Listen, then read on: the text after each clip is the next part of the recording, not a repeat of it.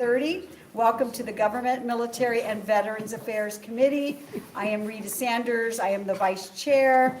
And we're going to get moving for today. We're going to take up the bills in the order posted on the agenda. Our hearing today is your public part of the legislative process. This is your opportunity to express your position on the proposed legislation before us. The committee members might come and go during the hearing. This is just part of our process. We have bills to introduce in other committees. I ask that you abide by the following procedures to better facilitate today's proceedings. Please silence or turn off your cell phones or electronic devices. Please move to the reserved chairs and to be ready to testify. These chairs on either side of each row move forward. And if you can, don't go back to that chair. You can sit in the back or depart and let others move forward for their bill. Introducing senators will make the initial statement, followed by proponents, then opponents, and neutral testimony. Closing remarks are reserved for the introducing senator only. If you are planning to testify, please pick up the green sheet and have that filled out. It is on the table in the back of the room. Before you test, and give the green sheet to the clerk before you testify. Please print your name on the form so we can read it. When it is your turn to testify, give the sign-in sheet to the clerk. This will help us make a more accurate public record. If you do not wish to testify today, but you would like to record your name as being present here today at the hearing, there's a separate white sheet on the table in the back of the room that you can sign for that purpose. And this will be part of the official record of the hearing. If you have handouts with you, make sure you have 10 copies. Give them to the page when you come up to testify, and they will distribute the pages to the committee. If you do not have enough copies, the page will make sufficient copies for you. When you come up to testify, please speak clearly into the microphone, tell us your name, and then spell your first and last name for the record. We will be using the light system today for all testifiers. You will have 5 minutes for your initial remarks to the committee. When you see the yellow light, that means you have 1 minute remaining, and the red light indicates that your time is up. You'll also probably hear an alarm today as well. And then questions will be asked of the committee if there are any questions. No display of support or opposition to the bill, vocal or otherwise, are allowed from the audience at a public hearing. The committee members that are here with us today will introduce themselves, starting on my left. John Lowe, District 37, Kearney, Gibbon, and Shelton. Good afternoon, Steve Halloran, District 33, which is Adams, Kearney, and Phelps County. And again, my name is Rita Sanders. I represent District 45, which is the Bellevue-Offutt community. And we hope we'll have a few other senators that will be joining us during the hearing. To my left is our legal counsel, Dick Clark. And to my far left is Committee Clerk Julie Condon. And we have 2 pages with us today if they would like to stand and introduce themselves. Hi, my name is Audrey Vargas, and I'm a junior studying political science and criminal justice at UNL. I'm Logan Walsh. I'm from Denver. I'm a freshman international business student at UNL. Thank you. We'll now move on to our first bill of the afternoon, LB 540, Senator Vargas. Welcome.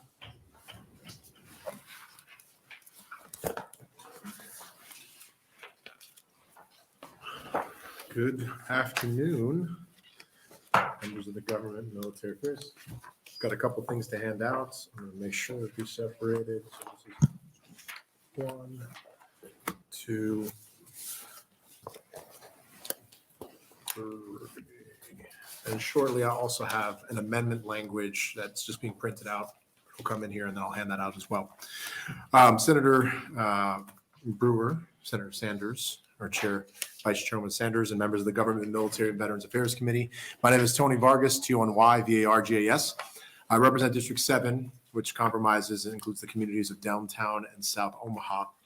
I bring to you a measure that has been a longstanding effort of mine during my career with this body, and it relates to ensure that basic provisions of employment law are obeyed and enforced. That is to say that employees get paid, taxes are paid, workers' compensation and unemployment insurance are paid. Some of you that have served on the business labor community in the past or currently serve might have dealt with some of this aspect of law. Secondly, the expansion and development of apprenticeships are encouraged. We are embarking on the largest expenditure of public dollars for construction. We need to ensure the strict compliance with our existing laws are enforced, and that we leverage this moment to expand the opportunities for the tried and true and most effective worker training programs that apprenticeship is grown, and that the critical need for skilled workforce for Nebraska is met. Thanks to the legislature, the Nebraska Department of Labor produced an annual report on the extent of violations of labor law associated with the misclassification of workers. What you have in front of you are two of these annual reports. This is the 2019-20, 2021-22, that document the incidence of violations. And these violations actually, the incidents in the annual report. What you'll see in the report is the incidence of violations identified increased more than tenfold. Now, as a member of the Appropriations Committee, I can assure you that we are underfunded and understaffed in this activity. We have made progress in adding a multilingual investigator and have identified more instances of what is known as wage theft. However, a group in Iowa has done a more extensive study of this issue there and found that it is a far larger issue growing and is resulting in millions of dollars of impact in terms of dollars lost.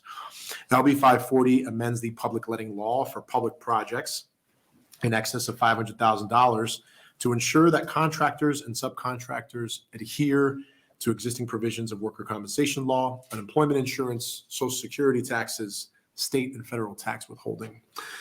All workers deserve to have payroll stubs showing their deductions and to actually get paid. These are not new laws, but they are ones that too often are avoided by some who choose not to obey it. Given the unprecedented amount of public contracting that is and will take place as a result of federal and state spending on infrastructure projects, we are confronted with a huge shortage of trained and skilled craftspeople. The apprenticeship model of education is one of the most successful tools that we have, and we need to set up our utilization of it further.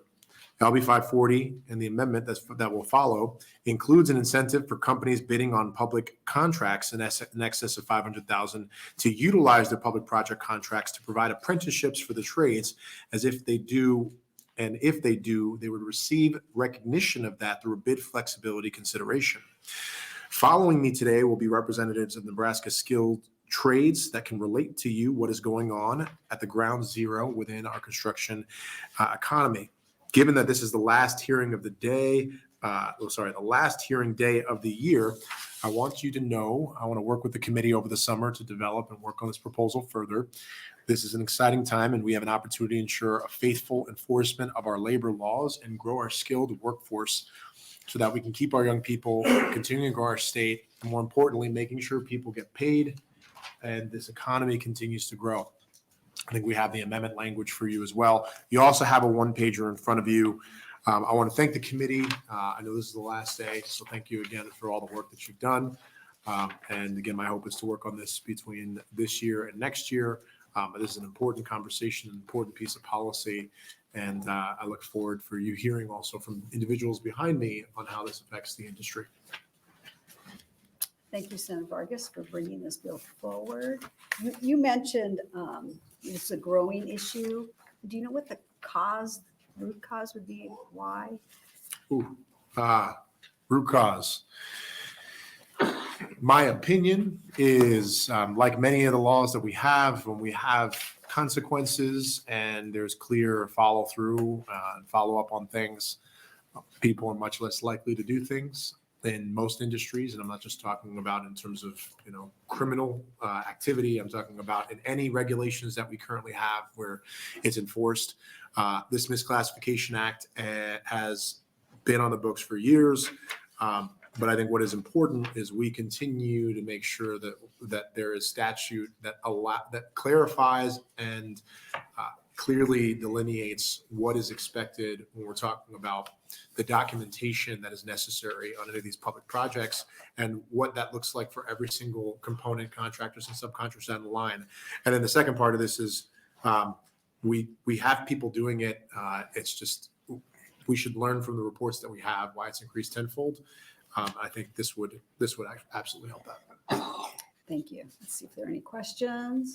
Are there any? Seeing none, you'll stay for closing. That is my plan and my hope. We are introducing 2 final bills and appropriations, but that's my plan. Okay, thank you. Proponents, please. Welcome. If I go. Good afternoon.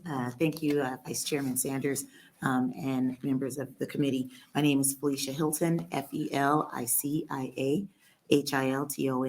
and I'm here representing North Central States Regional Council of Carpenters.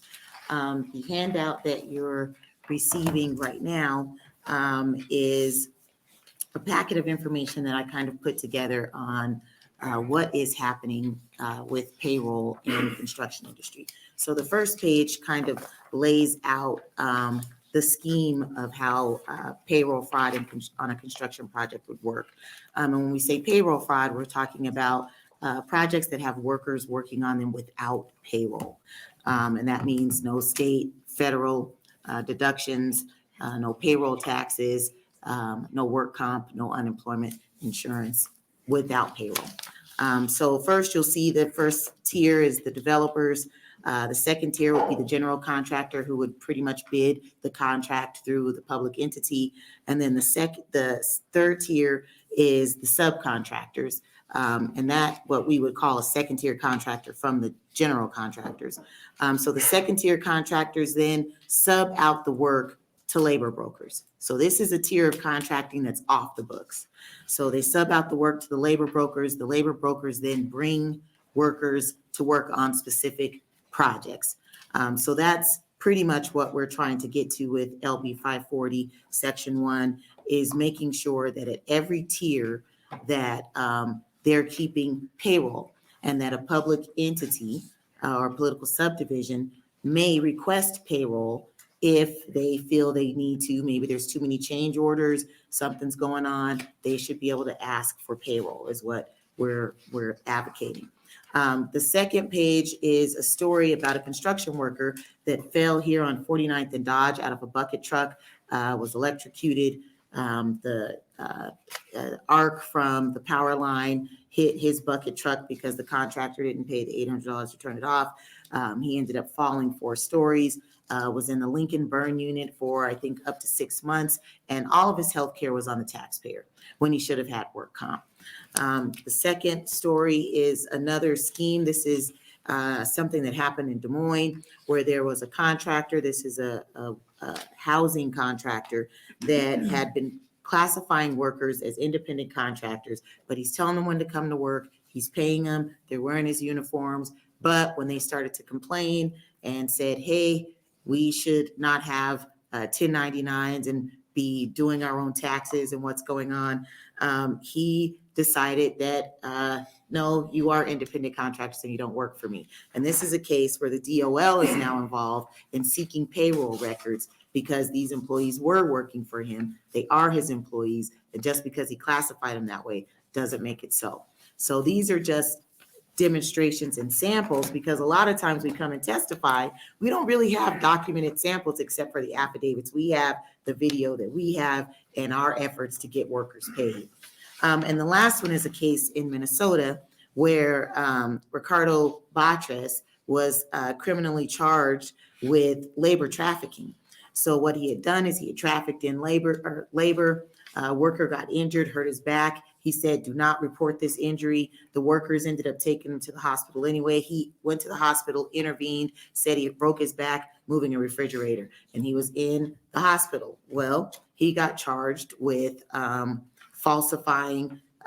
He got charged with work comp fraud. He got charged with payroll fraud, and he pled guilty and is serving 4 months in jail and a number of fines. And this was Hennepin County's first case of labor trafficking. So our bill is meant to give the public or political subdivisions the ability to ask for payroll. So we don't want it to be overly punitive. We really want the industry to police itself, clean up what's happening in the industry. And the best way to do that is just follow the law by paying through payroll. So even if it's a labor broker LLC, they can have a payroll. And an LLC can have a payroll. So that is what LB 540 Section 1 is addressing, is this lack of payroll and this for some reason in the construction industry is this idea that every other industry and every other business in Nebraska has a payroll, can show payroll records, has no problem paying unemployment insurance and all these other things, except for in construction, there's this lack of that accountability. And that's what we're here to talk about today. Thank you. Right at 5 minutes with that. Let me check if there are any questions. See none. Thank you for your testimony. Thank you. Other proponents? Welcome. Well, thank you.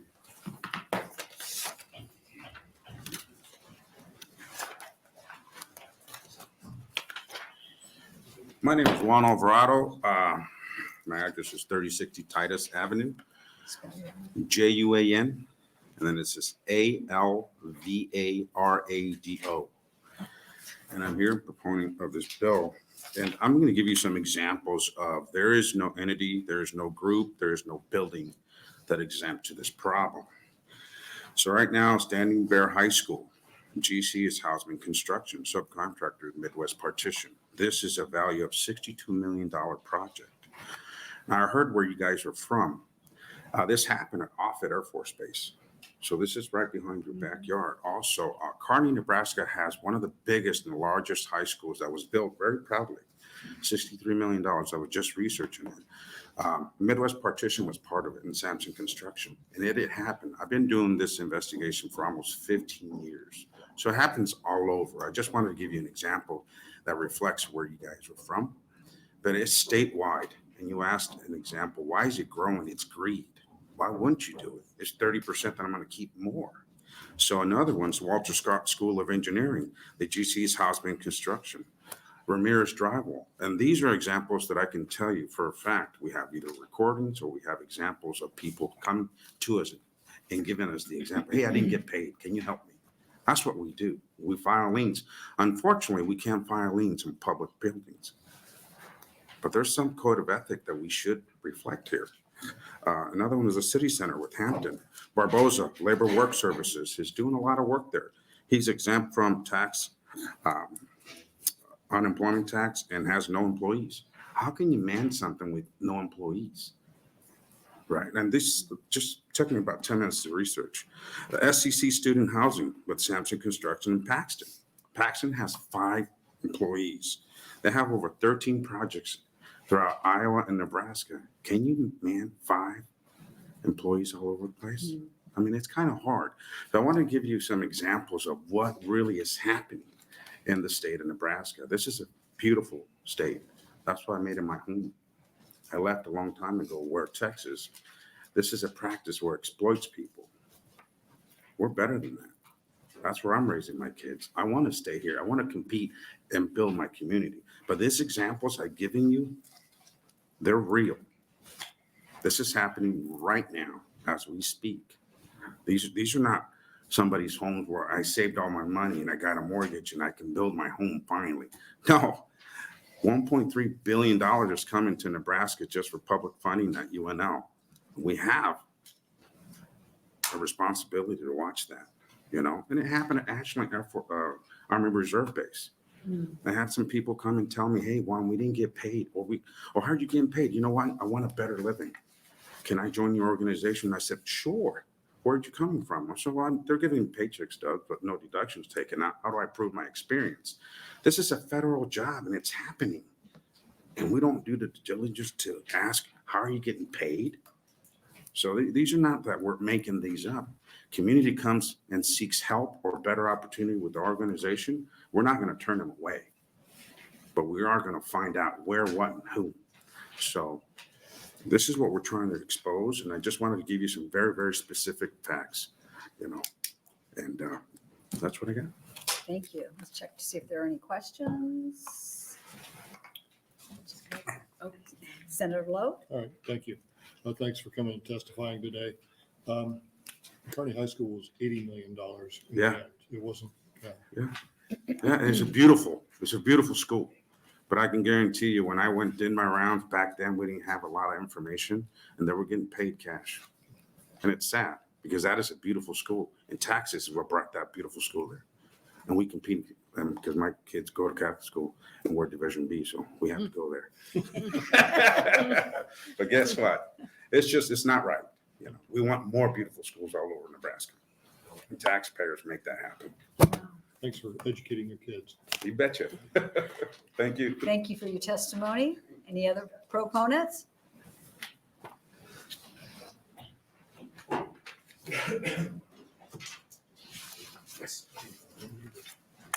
Welcome. Good afternoon. Matt Scott, MATTSCOTT. This whole issue of labor brokers, it's not new to the construction industry. Typically, they have really close relationships with the subcontractors who rely on them. And when we're talking about the subcontractors, that's in that tier there that you guys are looking at. That's this one right across here. So they got these strong relationships with the subcontractors who they rely on to do the work for them. Therefore, they're cutting costs and raising profits by paying workers off the books or under the table. Skirting accountability, labor brokers take away from legitimate contractors. They line their pockets by cheating taxpayers. When they're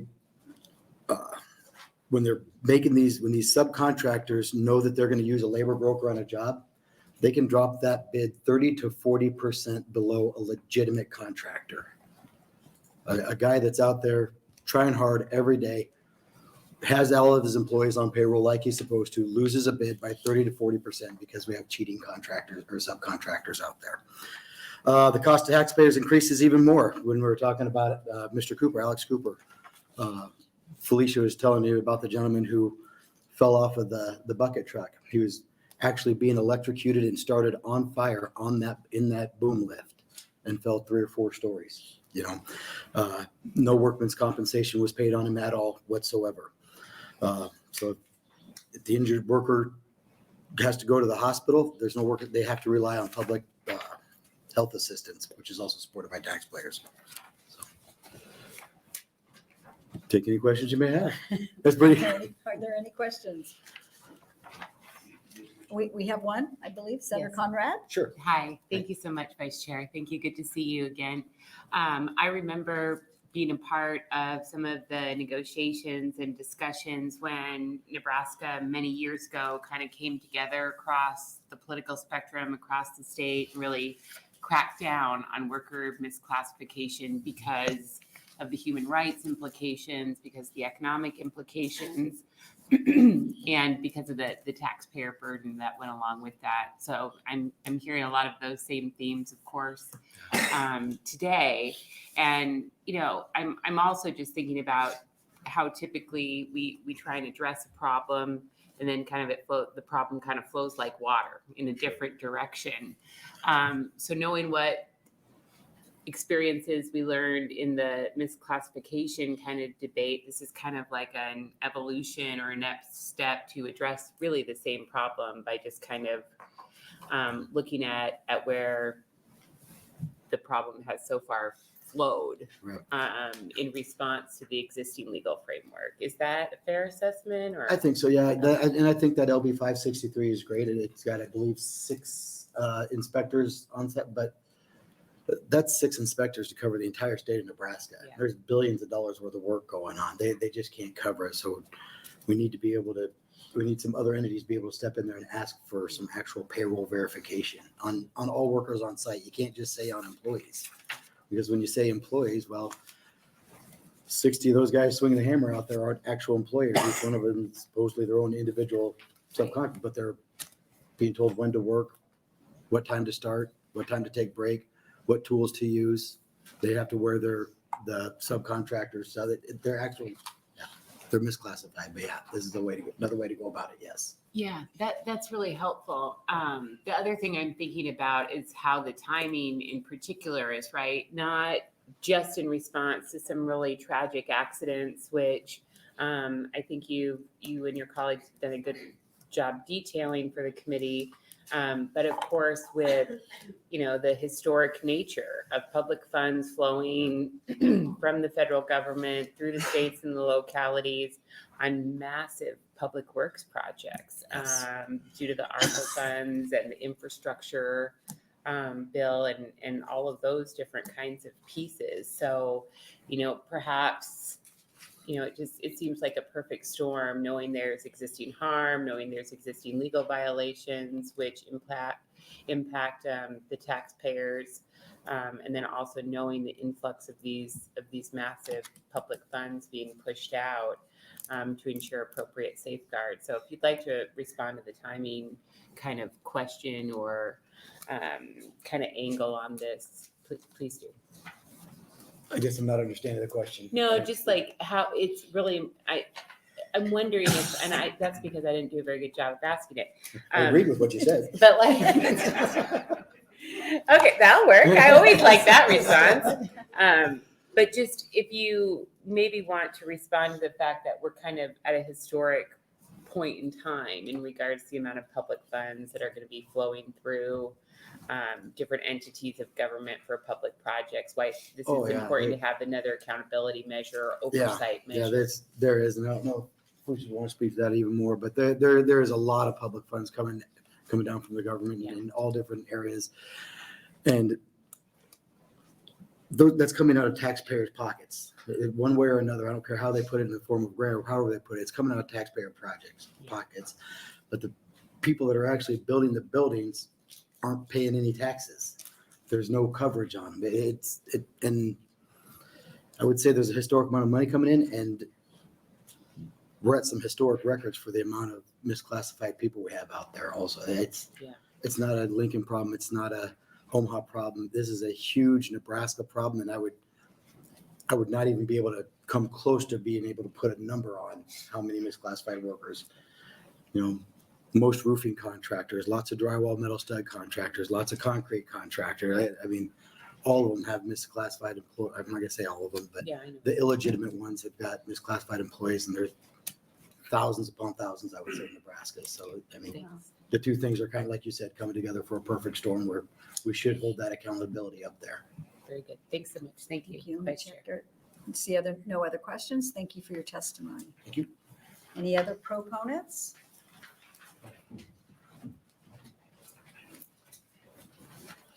Welcome. Good afternoon. My name is Santos Hernandez. It's going to be Santos Hernandez, Hernandez.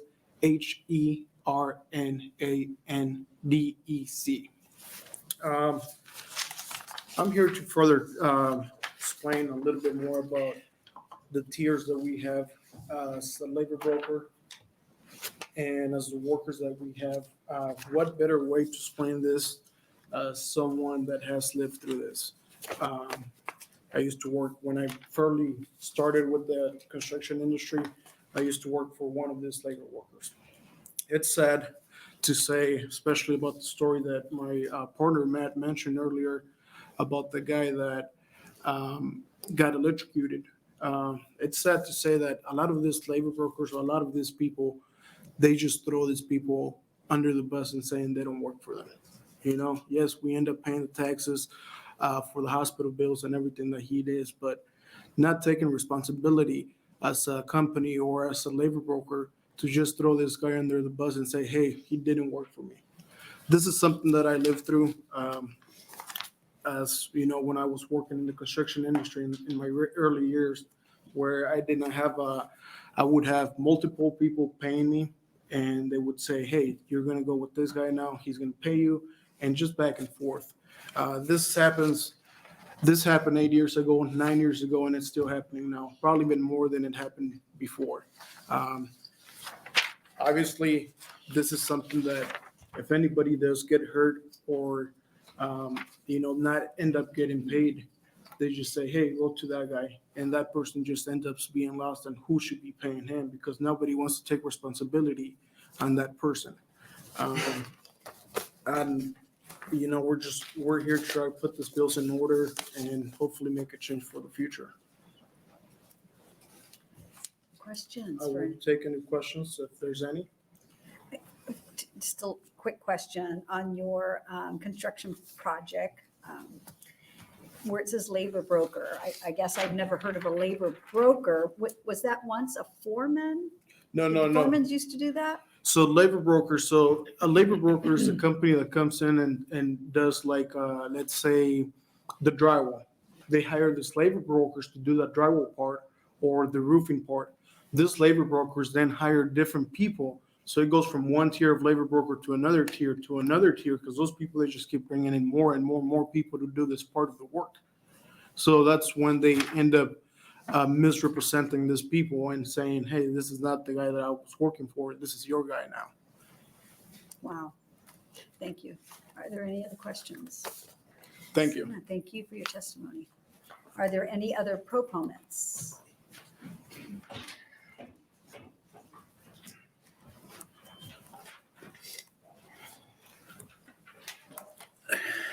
Good afternoon.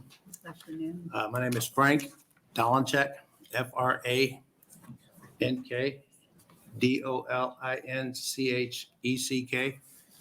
I live in Bellevue. I want to thank you for allowing me to take time of your day. I know you guys have been really busy lately to speak. So just to be clear, this issue of having payroll, it's an issue of great magnitude. Payroll will help eliminate the tax evasion issues we see when a third-tier sub meets, and third-tier sub is basically what he's talking about, a labor broker. He comes in and then he subs out from the original sub.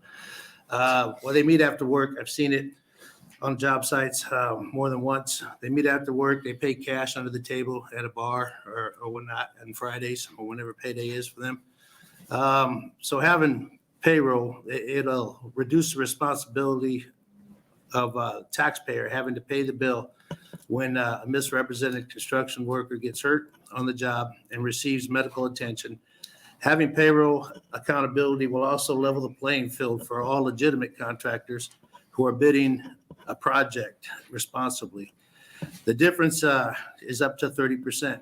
You know, that it's without having any knowledge as a developer or general contractor, you take the low bid. You know, they don't know, like you didn't know what a labor broker was, neither do they, you know. So then when it does happen and you're on a job site, the GC will turn the other cheek. Well, I don't know who they work for. I hired this guy.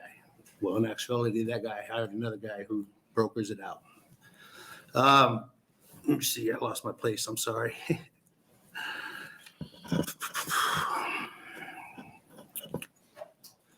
Okay, so yeah, up to 30%. So in closing, I would also like to be clear. Not having a payroll is a direct pathway to misclassification, tax fraud, and immigrant abuse. You know, the responsible thing to do as you represent your constituents, you know, i.e. taxpayers and voting citizens, is to support this bill for payroll. Before I say thank you, I would like to say that it would be another tool to monitor, you know, with the amount of money we have coming in for construction now, that'd be another tool to monitor construction and make sure it's done safely and fair to the community. That's all I have. Thank you. Let me check if there are any questions. See none. Thank you for your testimony. Thank you. Are there any other proponents?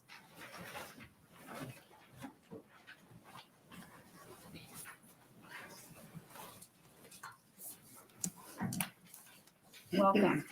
Excuse me, good morning, or I guess it's afternoon now. It's been a long day. We're all feeling that. Yeah. Good afternoon, everyone, and thank you for your time. We do appreciate it. My name is Joey Killian, 10761 Virginia Plaza, Papillion, Nebraska, 68128. That's JOSEPHKIELION. I am here today as a proponent of LB 540. You have already heard testimony regarding the cost of lack of this legislation has cost our taxpayers. Not only are we funding some of these projects with our hard-earned tax dollars, but we are also taking another hit, a hit in the form that comes in the fallout from lack of this legislation of this kind. There's one case in particular that was already spoke of, Mr. Alex Cooper, that shows the devastating effects of not having this legislation. When the young man at the time was age of 24, was working on a building near downtown, he was hit by electricity from a high power line. During the OSHA investigation, it took over an hour for those investigators, once the dust settled and was cleared, to even figure out who he worked for. The young man barely escaped with his life, though he would never be the same. He was working as a fourth-tier subcontractor with no workman's comp insurance to speak of. His injury sustained cost local hospitals over $1 million just to save his life, all paid by the taxpayers. Meanwhile, the developer enjoyed tax incremented financing to fund their project. Yet another way taxpayers are harnessed with the burden of bad legislation or lack thereof. As I said, this young man will never be the same again going forward. He will never be able to work and support his family in the same way that he once did. And will probably need public assistance for the remainder of his life. Also, again, paid for by the taxpayers. As stewards of our hard-earned taxpayer dollars, I am imploring you, as a hardworking tax-paying individual of this community, to pass this legislation now before it costs our community more tax dollars than it already has. Thank you. Thank you. See if there are any questions. See none. Thank you for your testimony. Thank you. Are there any other proponents? Any opponents? Any neutral?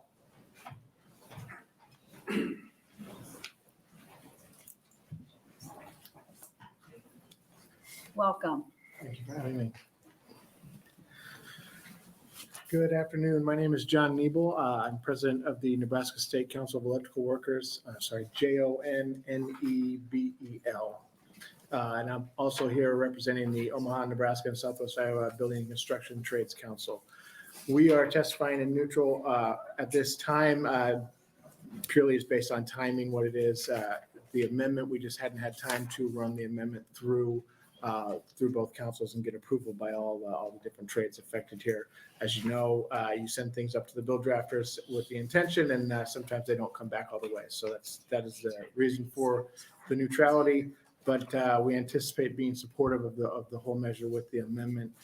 We like the language that 540 has. It's actually part of a bigger picture for us. And to speak to your point on the root cause of all this, we think it's has to do a lot with not asking the right questions when we ask for the lowest bid on a contract. What we're not asking is what cost cuts are being considered when projects are bid on. And what we think is happening is best explained through the worker shortage at the skilled trade level.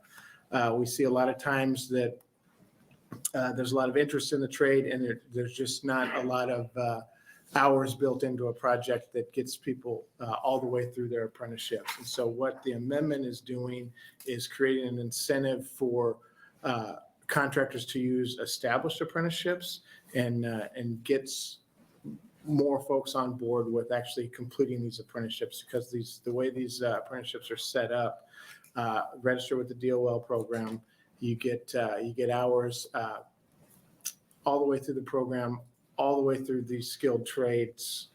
You're not just doing one specific task, which is primarily what's probably happening with when you're on a job and you're on as a low bidder, you're just bringing somebody in for summer help and they never make it back after that job is complete. They're laid off. Entry level wages are pretty low. And so a person in like my industry perhaps would work for the summer, and then they would get laid off and they would go work at Target for probably about the same amount of money. And so they wouldn't see the level of increase that would keep them employed and keep them coming back for the next summer. Because in my job, it's we're gonna hand you a shovel and you're gonna dig in a ditch for the first summer. And you don't have to do that at Target. So there's not a lot of incentive for these folks to come back unless they're part of that apprenticeship commitment. So that's what the amendment's about. I know I'm kind of trailing off here, but I'll be happy to answer any questions on the intent of that. And we just ask you to keep it in committee and work with us over the summer to make sure all I's are dotted and T's are crossed. Thank you for all the information. Let's check to see if there are any questions. Thank you. I see none. Thank you for your testimony. Thank you. Are there any other in the neutral? I see none. Senator Vargas, if you would like to close. We do have position comments. We have proponents 1, 3 opponents, and 1 in the neutral. I don't have a lot more to say. I just want to thank everybody that came and testified, and also for clarifying the neutral position.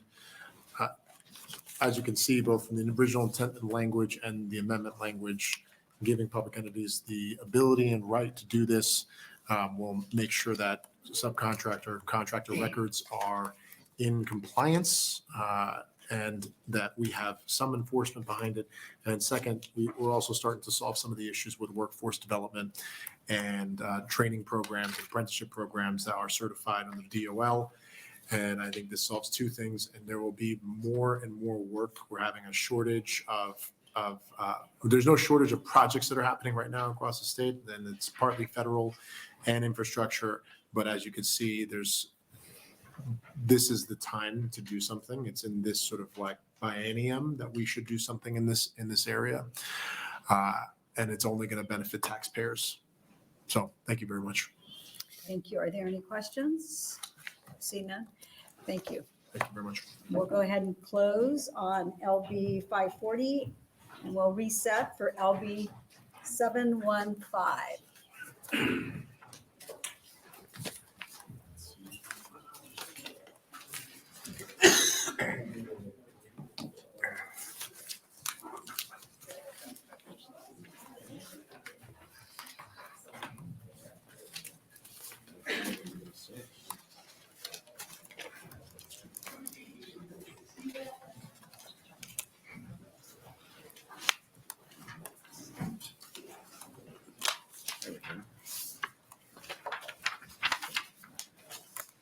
Be done talking before I find my pen. Just gonna let you get settled. Take your time. I just had to run over. I was in judiciary introducing another bill, so I've got the 2 bills conflated. Here we go. Your time's up. Did we change the number on the All right. Thank you. 715? Welcome, Senator Cavanaugh. Thank you. Senator, is it Vice Chair Sanders? Are you Vice Chair? Okay, Yes. I didn't know that. But thank you, Vice Chair Sanders, and members of the Government Military Veterans Affairs Committee. I'm Senator John Cavanaugh, JOHN-CAVANAUGH, and I represent the 9th Legislative District in Midtown Omaha. I'm here today to introduce LB 715, which would require the governor to apply for the second round of emergency rental assistance funding provided by the federal government under the American Rescue Plan Act of 2021. LB 715 would provide greatly needed relief to Nebraska landlords, tenants, utility providers, nonprofit service providers, and housing developers outside of Douglas and Lancaster County. A similar bill, LB 1073, passed the legislature last year, but was vetoed by Governor Ricketts and failed by 1 vote to override his veto. As a result, the 91 counties outside of Douglas and Lancaster County lost the opportunity for nearly $80 million in emergency rental assistance funding that could have been used for rental and utility assistance, funding for housing programs, as well as additional funding for affordable housing development to meet the need in rural Nebraska. There's still $48 million in funding available to Nebraska if we just ask for it. It was my sincere hope that I would not have to bring this bill, and I waited until day 10 to introduce it for that reason. My hope still remains that the new governor will see that there is no reason to reject this money that is available to Nebraskans, and that the legislature does not have to pass this bill in order to do it. I have had productive conversations with the governor and his staff on this subject, and I remain hopeful that he will make the decision that renders this bill unnecessary. If the governor asks for the emergency rental assistance money from the federal government, I will gladly ask this committee to indefinitely postpone this bill. Others behind me will talk about the pressing need for emergency rental assistance. As a senator from Omaha, this bill does not actually provide a direct benefit to my constituents. But as someone who is engaged in this issue of affordable housing and making sure that people can stay in their homes, this is an incredibly important issue to me. Federal emergency rental assistance for Douglas and Lancaster counties, as well as Omaha and Lincoln, was a separate allocation under ARPA.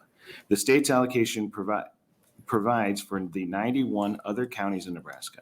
There was a concern last session that the money would just go to Omaha and Lincoln if we accepted the funds, which is exactly what happened because we did not accept the funds. This remaining $48 million per its federal authorizing statute cannot go to Omaha, Lincoln, Douglas, or Lancaster counties. It is only for rural Nebraska. Nebraska is the only state that has failed to apply for this funding. And this means that since September of 2022, when the first round of emergency rental assistance funding ended, rural Nebraskans have been left without access to rental and utility assistance. Hardworking service organizations have struggled to meet the need of affordable housing developers and are losing out on $12 million in available funding to help them build affordable housing. I'd ask for your support in funding Nebraskans, and I'd be happy to take any questions. And I would just say, I noted I kind of talked quickly there, but I have been in discussions with the governor, and they have been very, I'd say, productive. And I am hopeful that we will not need to have this bill, but at the moment, we're still asking to have the hearing and have folks come and explain why this is necessary. And I would thank Senator Aguilar. He is a co-sponsor of this bill and kind of was part of the impetus for this idea this year. All right, let's check if there are any questions. Senator Conrad. Thank you, Vice Chair Sanders. Senator Cavanaugh, I think you mentioned this. I just didn't get my pen out in time to grab it down. Is there a hard deadline for this application? You know, somebody behind me might be able to Okay. better answer the hard All right. deadline, the technical questions. Okay, very good. No problem. Thank you. Great. Senator Halloran. Thank you, Vice Chair Sanders. Thank you for bringing the bill, Senator Cavanaugh. We're at day 50. Yes, sir. If the governor, excuse me, if the governor does not choose to do this, what do you think the odds are? If we exec this to the floor, what do you think the odds are that it will be heard on the floor? I have every level of confidence that it'll get its day equal to every other. Have you ever been accused of being overconfident? No, I'd say, you know, my only flaw is how humble I am. Realistically, what do you think the odds are? It was a serious question. No, you know, I guess in terms of the process of the bill moving is what your question is. Correct. Well, I mean, it goes nowhere if this committee doesn't move it. And I'm not Let's gonna say we move it. say we move it. I think it would have to find another vehicle. It wouldn't move on its own. We'd have to find something that it would be qualified to be amended into to make a move, because it does not have a priority. And so it'd have to find. So it'd have to be either a Christmas tree or an Easter basket, as I would prefer. Yes. Somebody told me there's a word, I think is in South Dakota. They call it a hog house. Something along those lines. I don't understand the metaphor, but I'll figure it out someday. All right. Thank you. Thank you. Senator Conrad. Thank you, Vice Chair Sanders. And just so that the record's clear, Senator Cavanaugh, did you ask for this bill to be set for hearing on day 50? You know, we actually did ask for a later hearing. Okay. And that was Yeah. because of how productive the conversations with the governor have been. Okay, very good. The other question I would have just quickly as a follow-up, if there is not a hard deadline, and we'll establish that with later testifiers, then of course this and other measures will automatically carry over to next year unless they're IPP'd by the committee, right? Yes. And once set for hearing and the public hearing conducted, could be amended in innumerable ways into various vehicles that are germane, assuming they're germane and things Yes. of that nature. Okay. Is that any different than the previous legislative sessions you've been a part of as a member of this body? No, that's pretty much Okay. the way it works. Very good. Thanks so much. Other questions? See none? You'll stay at the closing? I will. All right, thank you. Are there any proponents? Welcome. Thank you. It's my first time in this committee. It's a very Hey. bright and light hearing room. Good energy. One of the better ones, I'd say. Seems like everyone's in agreement. Vice Chair Sanders, members of the Government, Military and Veterans Affairs Committee. My name is Erin Feichtinger, ERINFEICHTINGER, and I am the Policy Director for the Women's Fund of Omaha. You might wonder why a representative from the Women's Fund of Omaha is in front of you on this bill, and that's a fair question. It's mainly because I've been working on this since before last session's effort. So I'm bringing some level of expertise and as well as historical background to the conversation. As Senator Cavanaugh mentioned, the first round of emergency rental assistance funds, or ERA-1, expired on September 30th, 2022. Our failure to both apply for ERA-2 and meet the spending threshold set by the U.S. Treasury meant that all existing funds that were left in that program were reallocated to other local and national jurisdictions, including Douglas and Lancaster counties. Our failure to apply for ERA-2 last session also meant that we lost 60% of the available ERA-2 funds. So previously, as you'll see on that sheet I handed out, we had 120 million available to us. We lost 60%, about 80 million, which were allocated to other ERA-2 programs, including Douglas, Lancaster, Lincoln, and Omaha. The ERA program is designed to be flexible and to ease the burden of administration for states and localities. Programs have control over how to distribute those funds and what most of the requirements are for accessing the program, except for income limits, which cannot exceed 80% area median income to qualify for those funds. Despite its name, emergency rental assistance funds are not just for emergency rental assistance. ERA can be used for both rental and utility assistance, and these payments are most often made directly to the landlord or the utility provider from the program rather than to the tenant. Additionally, 10% of the ERA funds, in this case $4.8 million, can be used for what is known as housing stabilization services, which means that the nonprofit service providers in the 91 counties, who are all doing an excellent job and who would be served by this program, could fund programming, outreach, and case management, for example.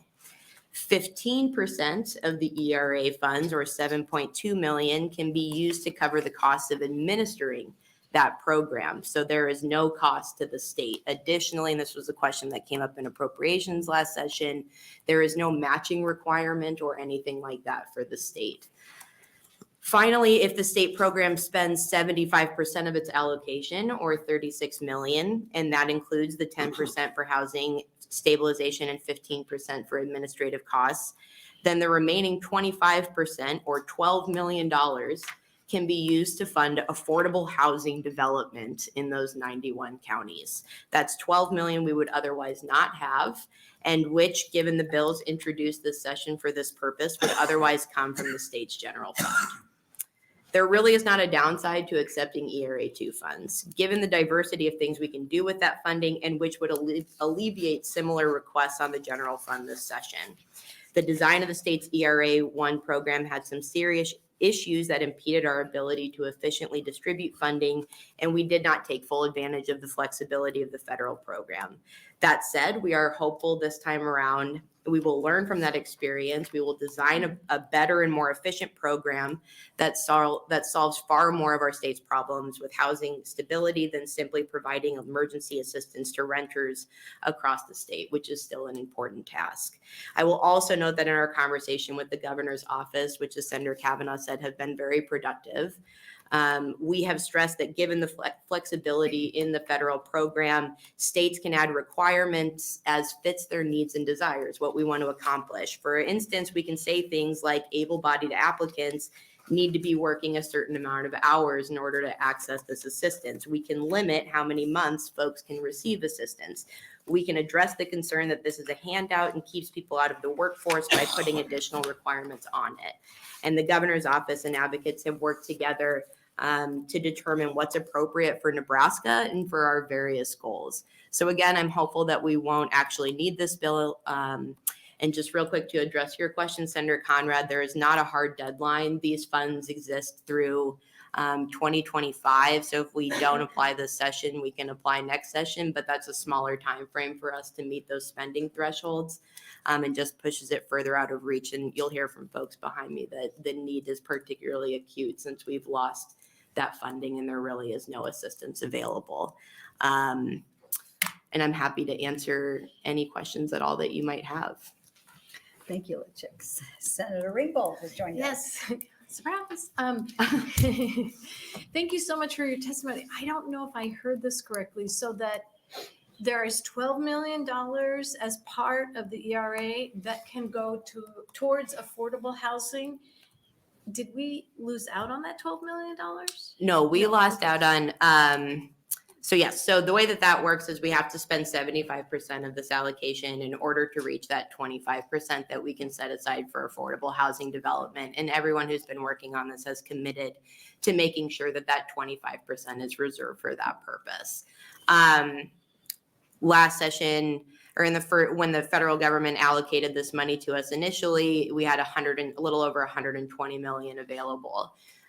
If we had applied last session, 25% of that 120 million would have been available for affordable housing development. Now that we're in this position where we've lost 60% of it, we have 25% of 48 million available for affordable housing development. Okay, thank you. Are there any other questions? Sina, thank you. Yep. Are there any other proponents?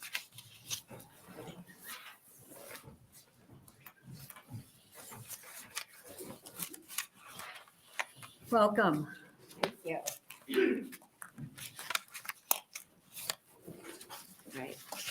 Seeing some friendly faces here in the room. Thank you, Vice Chair Sanders and Senators of the Military Affairs Committee. I'm Karen Rathke, Karenrathke, and I serve as the president of the Heartland United Way in Grand Island, Nebraska. I'm here to speak in support of LB 715, the Emergency Rental Assistance Funds for our area. Is absolutely necessary to provide people in need of rental and utility assistance a short-term fix to stabilize housing.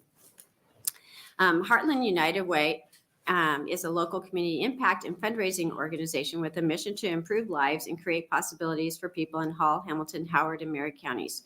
With our mission in mind, Heartland United Way began providing direct short-term financial assistance to help struggling people get their lives back on track and become self-supporting. The people and families we serve are working people, living in a fragile balance of paycheck to paycheck and struggling with the cost burden of affordable housing. Their life problems escalate when a family experiences a disruption, illness, injury, loss of job, cut of hours. Rental and utility assistance is just one of the many ways local trusted providers can assist to stabilize housing. The second round of ERA funds would benefit thousands of Nebraska families by truly providing them a lifeline as people continue to navigate their way through this pandemic, and then in this time of high inflation. At a local level, especially in the rural areas, there are very limited resources to assist people with short-term rental assistance. So we could desperately use these valuable dollars to help people. Throughout the pandemic, our resources have disproportionately shrunk while the need for resources has increased. So in 2020, we provided $429,000 worth of assistance to 664 households. 2021, that was shrunk to $217,499 and 529 households. And in 2022, we were down to $167,000 and serving 288. And to date, we've only been able to serve $30,000 in assistance to 61 households. And the need is still there, just the funds are not. And so when we think about the hard deadline, the hard is the hard part. In watching these families and these people walking the front door, and we have to say no. And we're burning out great social service providers throughout the rural Nebraska area because you say no too many times and you just start believing in that hopelessness.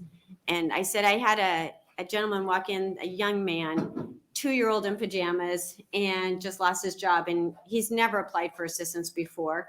And he's like, what do I do? They just said to come here. And so, you know, we fortunately had some funds. We live on $9,000 in assistance to serve, 30 days worth of families that walk through the door. And when rent is sometimes over $1,000 a month, we say no a lot and we don't like it. Or we spend a lot of time like calling every church, and we do 250 here and 150 here. And that takes a lot of time. And then the families are wondering, so instead of providing extra support services, We're simply just negotiating who's going to be able to pay what and who do we, and what happens, to the others. So they've gotten further and further behind, and then it's a catch up. I just paid somebody's rent for March through some outside funds that we advocated for, but we're March 23rd, 24th, I guess today. And April's rent is still in question. And this person is working 2 jobs. She makes too much for one set of housing, and she doesn't make enough for another subsidized housing. So it's just this fraction. And when we talk about the need for affordable housing, those dollars are so needed in our area because we have substandard housing that just keeps growing. Landlords aren't necessarily, some landlords are not taking care of the property. And when we go in to look at properties before we pay some rents, I would never even put my dog there. It's horrible. And we've got to do something about that. And that $12 million is a resource that we can do something with, in addition to being able to help people just get through life's disruptions. And, as I said in the opening, these are working people. These are Nebraskans that just don't have enough resources to get through that paycheck to paycheck until we can kind of work with them. So I would support moving this on. And I've been a part of the conversations with the governor's office and very hopeful that he will accept them. Every record shows that he's going to accept these, but this is a safeguard. Great. Thank you. Let's check if there are any questions. Thank you. See none. Thank you for your testimony. Thank you. Are there any other proponents?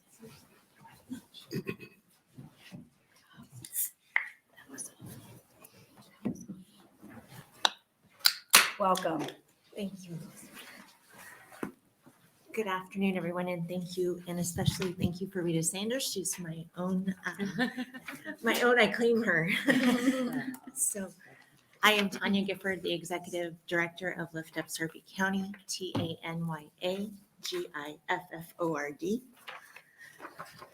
Lift Up Sarpy County identifies the need and opportunities that impact the long-term success of people in Sarpy County. We work to support them, connect them, and energize organizations and funders through ongoing communication and collaboration. We build sustainability by managing resources, developing new partnerships, and sharing the work. Lift Up coordinated relief efforts after the floods of 2019, the horrible event that destroyed more than 25% of the affordable housing in Sarpy County. In addition, we continue to connect families to the resources needed to recover from the pandemic. Our focus is shifting back to a preventative strategy so we can empower families to be self-sufficient, but we still need your help. This pandemic can be considered over, but clearly the impact of the flood and the pandemic still linger. Bless you. You will note the infographic that I provided you this afternoon. On the front, it tells the story of the housing crisis specific to Sarpy County. In Sarpy County, a single parent faces an average housing cost of $1,117 per month. If this parent is working at a minimum wage, they will be working 81 hours per week to just provide for their family. Simple math would tell us that to work the typical 40-hour week when childcare may be more available to them, they would have to make $21 an hour. This is nearly impossible for most of these single-parent families and is even a challenge in two-parent families. Under the results section, you will note that prior to COVID, we did not have a designated courtroom for weekly eviction hearings. Today, we set aside a full day for eviction hearings, and we are averaging 13 evictions in Sarpy County per week. These families within 3 to 5 days then are frantically trying to establish new housing in a county where the wait list for income-based housing is about 3 years long. And there are no shelters or transitional housing options. I repeat, none in Sarpy County. Speaking of the homeless population, you will note the backside of the infographic clearly takes you through a recent point in time count, which identifies the homeless population in our community. You will especially note that of the approximately 363 people we accounted for on one evening in January, that 144 of them are children. Senators, I need your help. Yes, the governor has been very proactive in trying to help us, but just last week as I was at a Bellevue hotel with the food pantry delivery. Coincidentally, at the same time that I was there, the Bellevue school bus was picking up 21 kids from 2 hotels that were side by side. Homelessness doesn't just affect them having a roof over their head, it affects so much more in and out of the school buildings. At the bottom of the infographic, you will see that in 2022, when we also had the first round of ERAP available, we still put over $1 million into Sarpy County with the help of our collaborative partners. In the first round of ERAP, Sarpy County was the 3rd largest allocation of funds, receiving $9.3 million. And breaking that down even further, Bellevue was the largest recipient within Sarpy County. This community holds our Offutt Air Force Base. Is this one more burden we need to put on our military families because they are also struggling right now? We can no longer prejudge those struggling to those that are sitting at home not employed. Our families are working, and most are working 2 jobs. With the second round of ERAP, we continue to help families get sustainable and thrive in their communities. We are not looking to run the program anything like the first round. There will not be, here is 3 months of rent and utilities, and if that doesn't work, come back and get 3 more. Any financial assistance will be followed with case management. Funding will be provided for budgeting classes through programs like Bridges Out of Poverty and Financial Hope. Legal representation will be funded for landlords and tenants with the hopes of mediation versus court hearings. Funding will also go toward long-term affordable housing options, and the most evident difference will be that the boots on the ground will be working with these individuals seeking assistance and not an out-of-state accountant making millions to help our families here in Nebraska. Again, Senators, based on the 91 counties that we are representing today, thank you for your time in helping to push this forward. Any questions? Thank you. I have a question. Yes. Out of the military families or military connected families you are serving, approximately how many families or members do you think you need to serve or? That are specific to military? Mm-hmm. We are seeing probably specifically to the military in Bellevue, only about 10 to 15 a month because there's so many perceptions that they're going to get in trouble if they go outside to ask for help. We continuously work to liaison with the family support specialist that's there on the base, and we hope to continue to improve that. But so many are just scared to ask for help. Mm-hmm. Yeah. Thank you. Yes. Are there any other questions? See none? Thank you for your testimony. Thank you. I appreciate it. Are there any other proponents? Welcome. Thank you. Good afternoon, Vice Chair Sanders and members of the committee. My name is Amber Marker, AMBER MARKER, and I'm the Executive Director of the Nebraska Housing Developers Association, NHDA. I'm here to testify in support of LB 715. We are a statewide organization with over 70 members from across Nebraska. Our mission is to champion affordable housing. It's our goal that Nebraskans of every income have the cornerstone foundation of a healthy and affordable home. Our members include nonprofit and for-profit developers, nonprofit organizations, government agencies, and economic development organizations. We express our support of LB 17, a bill to require the governor to apply for the emergency rental assistance funds available to the state of Nebraska under the American Rescue Plan Act of 2021. It is important to remember that these funds have already been allocated from the federal government to our state. We simply just need to accept them. Not accepting these funds does not return them back to taxpayers. It allows them to be directed to other states. Not accepting these funds hurts rural Nebraskans and denies these 91 counties across the funds that Douglas, Lancaster counties have been able to utilize. This money helps both renters and landlords by assisting with past due rent payments and preventing costly eviction processes. It protects renters from becoming homeless and putting more stress on homeless service providers and shelters. In addition, there is the potential of up to $12 million, as referred earlier, for the available for affordable housing development. The need for more housing of all types in our state has been emphasized over and over these past 2 years. This is money that could be used towards meeting these needs without potential appropriations from the general fund. There are agencies throughout rural Nebraska that are ready and willing to ensure that if these funds are accepted by Governor Pillen, the money will be put to use in efficient and constructive ways. We ask you to advance this bill and move forward with requiring our governor to accept funds to help our rural Nebraska citizens. Thank you, and I'm happy to take any questions from the committee. Let's try to see if there are any questions. See none. Thank you for your testimony. Thank you very much. Are there any other proponents? Welcome. Thank you, Senator Sanders and members of the committee.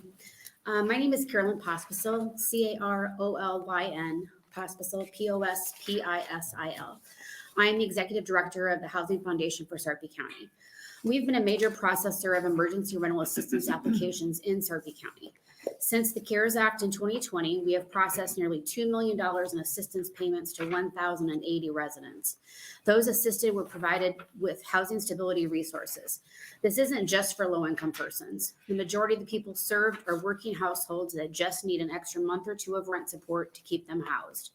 For some, this income loss was due to having to take time off to care for family members.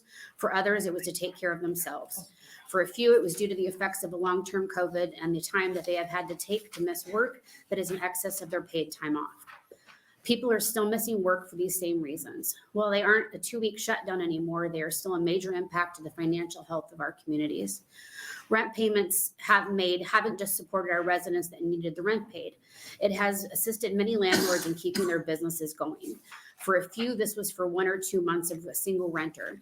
For one management company, we provided $44,000 in rent payments. Could your small business sustain an income loss of that level for over 2 years? This is why the coalition has pushed to bring this back to the table. Simply put, people still need the rent assistance. Others will talk to you today about case management, a large need that these funds will help to support. These nonprofits play a crucial role in ensuring the success of the Emergency Rental Assistance 2 program implementation. Treasury recognizes the importance of nonprofit partnerships and has noted in its promising practices that the strong partnerships between grantee and nonprofit providers are crucial for the development of quality ERAP 2 programs.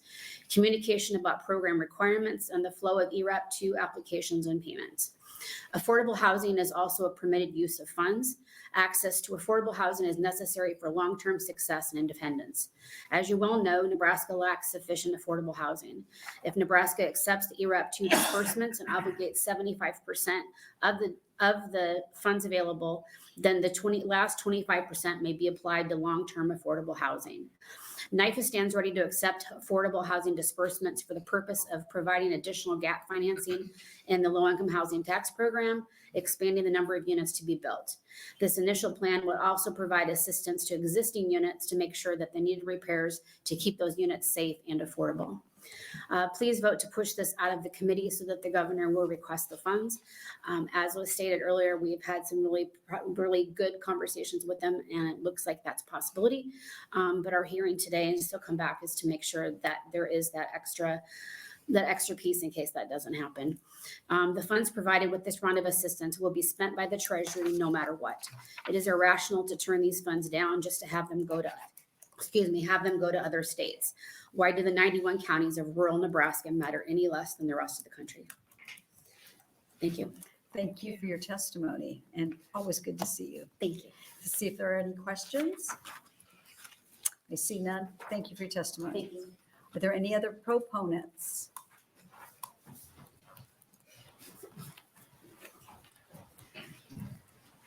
Welcome.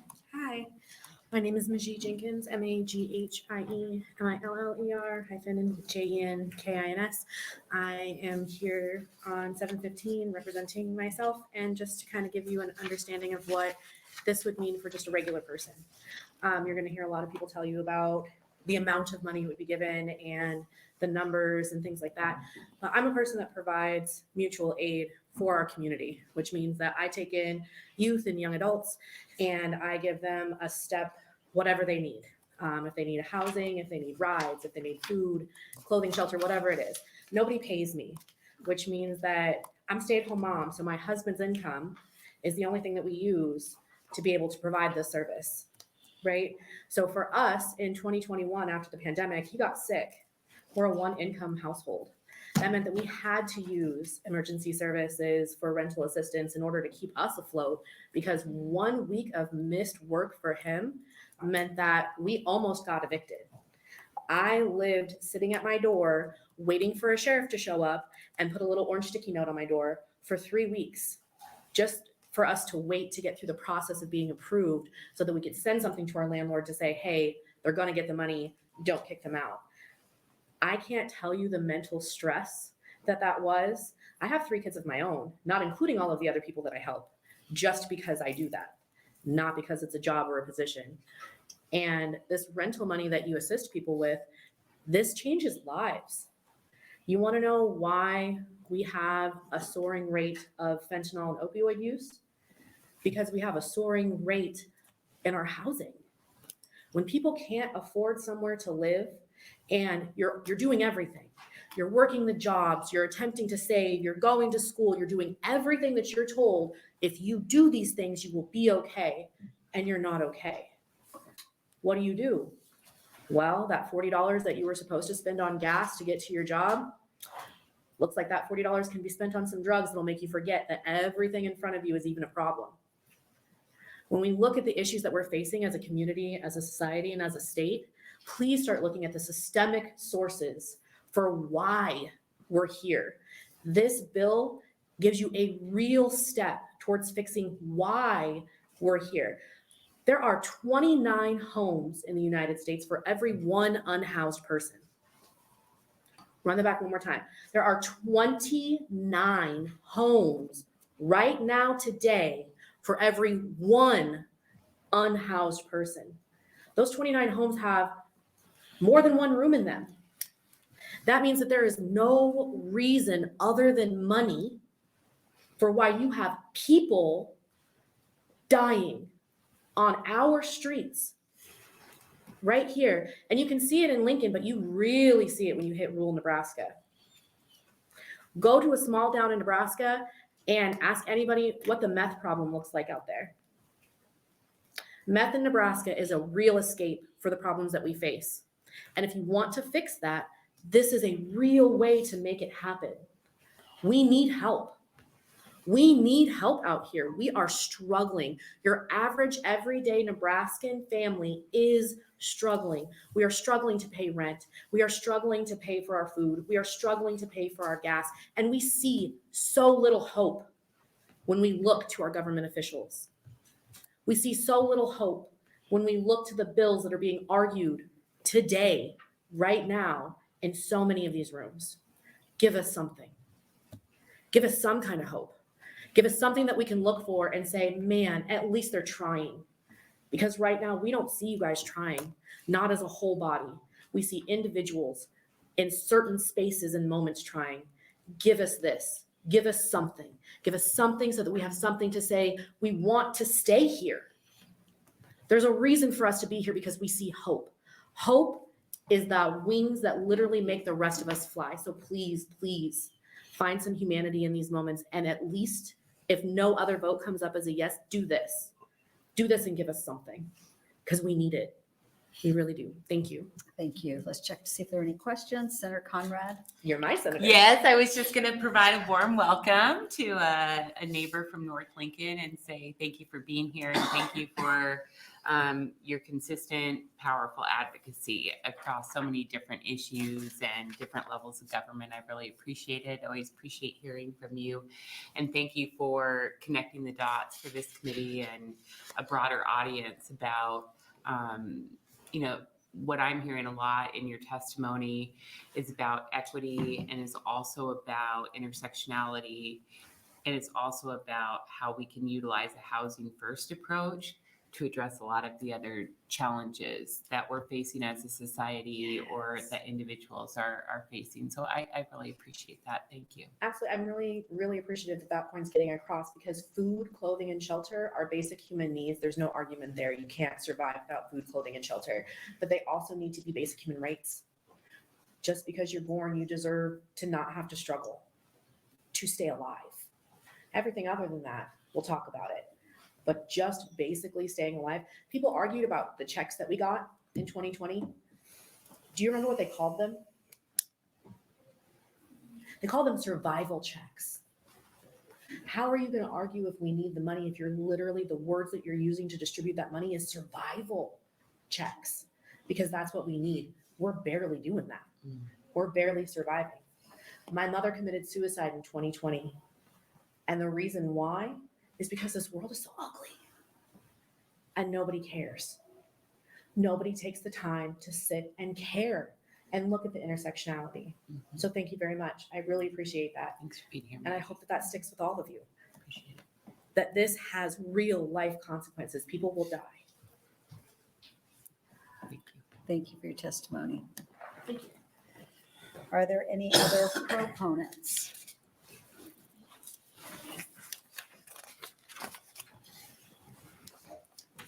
Good afternoon. My name is Scout Richters, SCOUT-RICHTERS, here on behalf of the ACLU of Nebraska. We thank Senator Cavanaugh for bringing this bill in the committee for its time today. The ACLU of Nebraska is committed to ending barriers to fair housing and ensuring fair housing opportunities for all Nebraskans. As you've heard, eviction has emerged as a national crisis in the face of rising housing costs, stagnant wages, and minimal protections for tenants. An estimated 2.3 million evictions are filed each year at a rate of 4 evictions every minute. For many tenants, eviction can have a domino effect of devastating consequences, including job loss, health issues, and homelessness. Myself and other attorneys in our office volunteer with the Tenant Assistance Project, representing tenants in eviction proceedings in both Douglas and Lancaster counties. Rental assistance funds have been invaluable in keeping more Nebraska families in their homes, in turn allowing landlords to collect rent, tenants to continue working and providing for their families, and more Nebraska families being able to avoid all of those long-lasting, devastating consequences of eviction. Allowing Nebraskans and other communities across the state to have access to those funds will do the same for those families. So for those reasons, we offer our full support for LB 715 and urge the committee to advance this bill. Thank you. Let's check, see if there are any questions. See none. Thank you for your Thank you. testimony. Are there any other proponents? Welcome. Thank you. Members of the Government, Military, and Veteran Affairs Committee, my name is Garrett Swanson. That's GARRETSWANSON, and I'm here in support of LB 715. Before getting into it, I did want to take a second to thank each member of this committee. This is the last week of full hearings, and I know all of you have put in a lot of hours, so I appreciate your work and service. I'm going to cut it a little bit short because there's been many great speakers, but I did want to cite some of the reasoning for why we turned down this originally. When former Governor Pete Pitts decided to turn down ERA2 funding appropriated by ARPA, he cited premises such as inflation and government dependency as reasons why he turned the funding down. These are 2 premises I can understand, but I do disagree with. Whether Nebraska ends up accepting this money or not, it doesn't change the fact that the money is already printed and rent and price of affordable housing continues to skyrocket. My own rent jumped 20% this year. I want to talk about how this continued rental assistance can actually help low-income individuals and families deal with inflation. First, inflation can increase the cost of living, including the cost of rent. For individuals and families who are already struggling to pay for basic needs, a rise in rent can make it even more difficult to make the ends meet. Rental assistance can help these individuals and families afford their rent, even as the cost of living increases. Second, inflation can reduce the purchasing power of fixed income, such as Social Security check or a fixed salary. This can make it harder for individuals and families to afford their basic needs, including housing. Rental assistance can help by providing a source of income that is specifically designated for housing, freeing up other funds for essential expenses. Nebraska could use this ARPA funding to assist seniors living on a fixed income. Third, inflation can increase the overall demand for affordable housing, which can lead to higher rents and reduce availability of affordable housing units. Rental assistance can help alleviate this pressure by providing a subsidy that can make it more affordable for low-income individuals and families to rent a unit, which can in turn reduce the overall demand for affordable housing. Senators, we came so close to securing this funding last year. After 1 year, we have seen the housing affordability crisis get even worse. We cannot afford to turn down this funding or wait another year to try again. We must have faith in our state government to use these funds responsibly, and I believe we have the right people working for the state that can develop a plan for this money. If you're on the fence about supporting this legislation, please consider this. If we pass this bill and find out that there's truly no need for this money, the state can still give it back to the Treasury to be reallocated to the other states. If you didn't support this last year because you believed it wasn't needed, let's see for ourselves. If we're wrong, the worst thing we would have done is before returning the money to the Treasury is help at-risk Nebraskans. Thank you to Senator John Cavanaugh and the work of this committee. We strongly urge LB 715 to be voted out of committee. Thank you.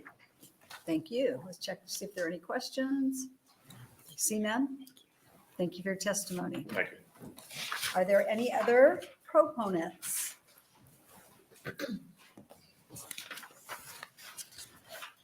Welcome. Thank you. Vice Chair Sanders and members of the Government, Military, and Veterans Affairs Committee. My name is Casey Ogle. That's Kaseyyogle, and I am a senior staff attorney at Nebraska Appleseed for Collective Impact Lincoln. Nebraska Appleseed is a nonprofit organization that fights for justice and opportunity for all Nebraskans. Collective Impact Lincoln, or CIL, is a partnership between Nebraska Appleseed and Civic Nebraska that works with residents of 6 Lincoln neighborhoods to build community, develop neighborhood leaders, and take action on policy that's responsive to their needs. And I'm here on behalf of CIL in support of LB 715. CIL advocates for better housing quality, more affordable housing, and fair rental practices for low-paid Lincolnites. And we support LB 715 because it would provide much needed housing support for our neighbors who have been excluded from these resources. ERA 2 funds became available to the state of Nebraska when Congress passed the Consolidated Appropriations Act of 2021. That act allocated over $120 million to the state of Nebraska to support renters that live outside of Douglas or Lancaster counties. All that's required of the state to receive the funds is that we agree to receive the funds, which we have yet to do. Because Lincoln and Omaha, as well as Douglas and Lancaster counties, have populations large enough, those jurisdictions were given their own allocations of funds to serve their citizens. And Nebraska's refusal to accept ERA 2 has only harmed Nebraskans in the remaining 91 counties across the state. We know there's a need in other areas of the state besides Lincoln and Omaha and Douglas and Lancaster counties. Recent household pulse survey data from the U.S. Census Bureau indicates that over 23,500 Nebraska households were behind on rent. Additionally, over 10,000 households reported the likelihood of being evicted from their home as either very likely or somewhat likely.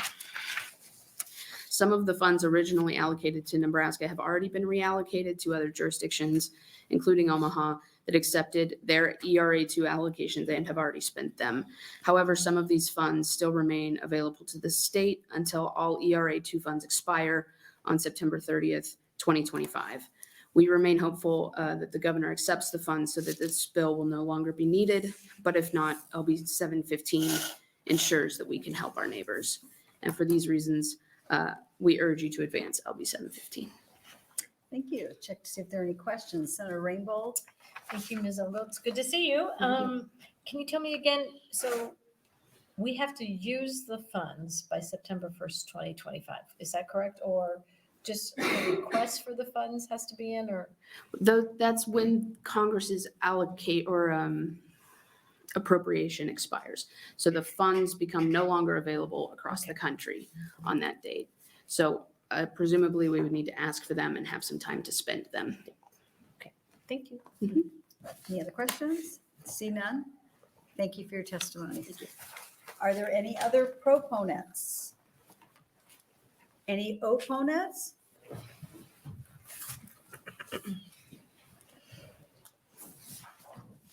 Welcome. Thank you.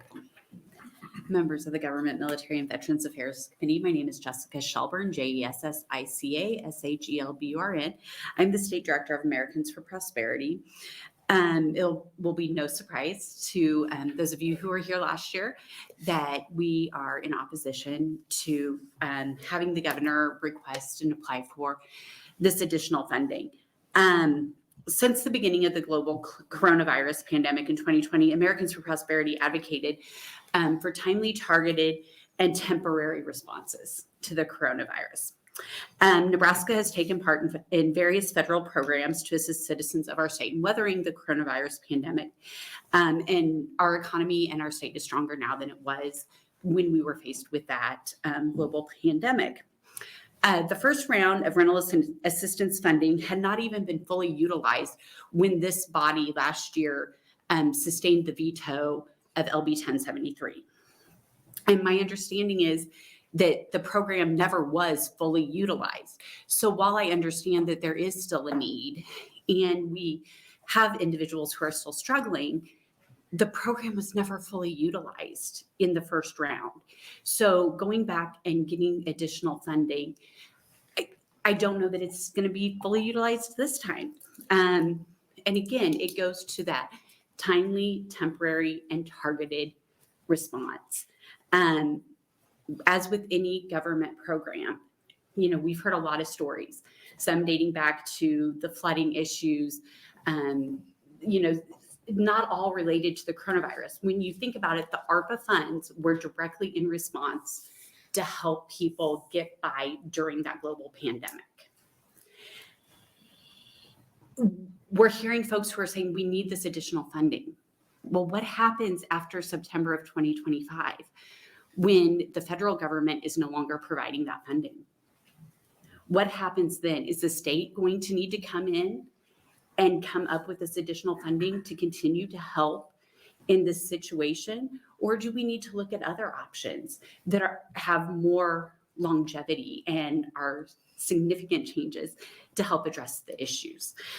So with that, I would just ask that the committee kind of hold off on taking action on LB 715 and let's move forward.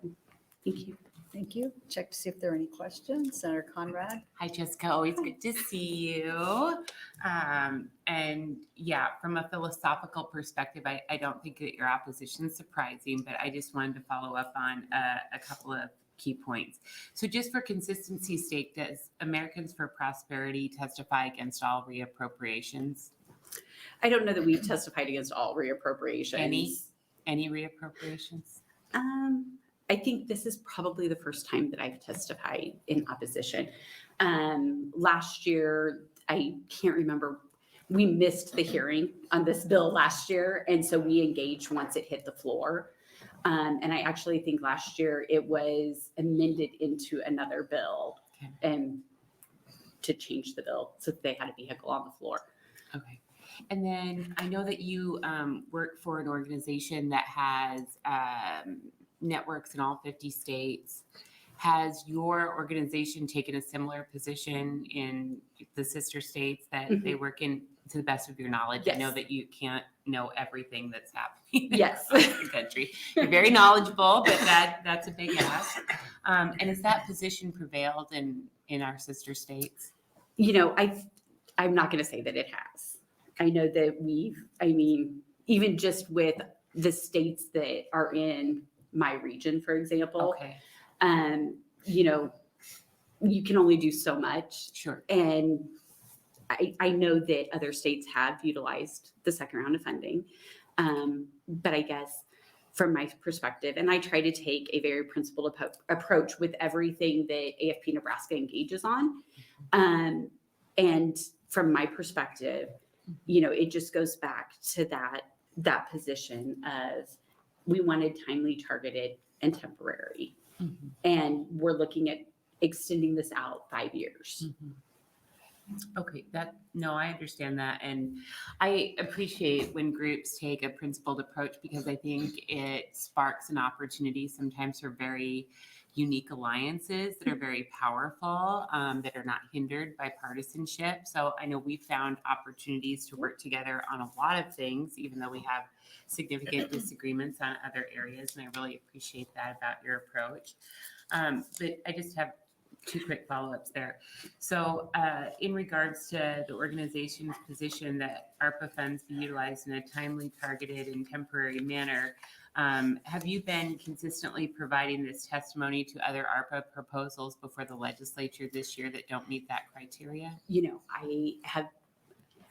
I have been very selective in where I have engaged. Okay. I felt it necessary for us to engage in this one this year because we did heavily engage on it last year. Okay. And frankly, bandwidth comes into play. Absolutely. And so that's why this one did receive my focus. Okay, all right. And then the last question, and let you get back to your day. But you mentioned there are other solutions to address housing access. Like, what are those that you're Well, supportive I of? mean, I think that it goes back to how Americans for Prosperity views things. Mhm. We view that there's 4 pillars of society. You have education, government, community, and business. Mhm. Not every solution is going to come from government or from one of the other 3 pillars. And I think that we have seen throughout Nebraska opportunities where if there's a housing issue, and I'm going to go to my hometown area for an example. Right. So Deschler, Nebraska has Ranke Irrigation. Yep. As an organization, they have gone in, and when a house comes up for sale in Deschler, they will purchase it. If it needs to be renovated, fixed up, whatever, they will do that so that they have housing available for individuals who they want to hire. Mhm. Individuals can then come in, they can rent the home from Ranke's for a period of time. They can decide, you know what, we like it, we're going to buy it, or they continue to rent until they purchase or build something. And I know that that's happening in other communities around the state. And so I think that there are opportunities to address some of the housing issues that don't have to come from government, that can be coming from the community or from the business sector, that can actually help us as a community and as a state in the long run, more than just becoming dependent on the government coming in and providing the solution. Okay, I appreciate that principled approach. And I know that you were here to listen to the testimony from folks that are working really hard on the front lines with a lot of expertise in these areas. I think from Sarpy County to Greater Nebraska. So your organization's position is that there's a private market failure in those communities. Well, I think and that's why there's housing access issues. I'm not going to say that that's the entire issue, but I think that, our communities play a role, our businesses play a role, but being solely dependent on the government. And, I'm listening to the folks who testified, and my heart goes out to them. I really do. They have very tough jobs. Quite frankly, I've been an individual that they've helped in the past, so I understand those hardships, but I do think that, I know the last administration did a lot of work to try to help people. I would say that we have a broken system when it comes to our state aid to individuals, to families. As someone who's experienced that system before, you have the cliff effect. And so we keep people from being able to take advancements in positions because they realize that they can't afford to and stuff. And so I think that there are some failures. The last administration worked really hard with the labor department to create programs to help people so that they could get them those advancements so that they could better provide for themselves and their families, their rent, their daycare, those things.